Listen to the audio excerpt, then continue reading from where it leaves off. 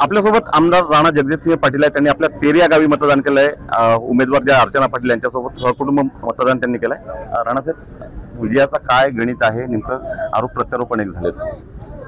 उस्मानाबाद धाराशिव मतदारसंघातली जी जनता आहे, जे मतदार आहेत, त्यांच्या स्पष्टपणे लक्षात आलेलं आहे की मोदी साहेब आणि विकास हा अजेंडा असायला हवा, ना की आरोप प्रत्यारोप. त्यामुळे पुढचे 5 वर्ष उज्ज्वल भविष्य आपल्या भागाचं व्हावं, प्रचंड प्रमाणामध्ये इथे विकास घडावा, त्यासाठी जनता जी आहे ती महायुतीच्या पाठीशी खंबीरपणे उभी आहे आणि आजच्या मतदानाच्या माध्यमातून ते स्पष्ट होईल.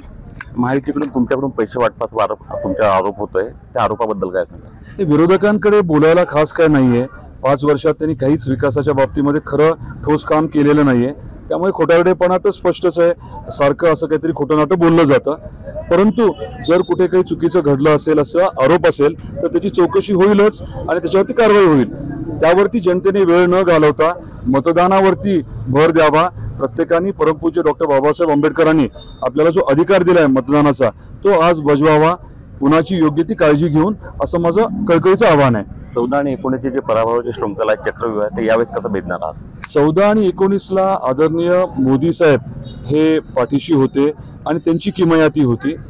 आता 2024 मध्ये मोदी साहेब, विकास आणि जनतेने गेल्या 5 वर्षातला जो अनुभव घेतलाय, त्यामुळे जनता महायुतीच्या पाठीशी खंबीरपणे उभी आहे आणि आमच्याकडनं मोठ्या अपेक्षा आहेत, त्या आम्ही निश्चितपणे पुढच्या 5 वर्षात पूर्ण करू. अधिक शेवटचा प्रश्न विचारतो. तुमच्या आत्या बारामतीमध्ये उभ्या आहेत, सुनेत्रा पवार, आणि तुमच्या पत्नी इथे उमेदवार आहेत.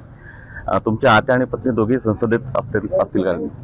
तेरची लेक आणि सून या दोघी निश्चितपणे लोकसभेमध्ये असतील. तेरची आमची जी जनता आहे त्यांनी ठामपणे ठरवलेलं आहे आणि त्यांचा प्रचंड विश्वास आहे. हे संत गोरोबा काकांचं गाव आहे, या मातीमध्ये वेगळेपण आहे आणि इथल्या लोकांनी एखादी गोष्ट ठरवली असली तर ती निश्चित होते.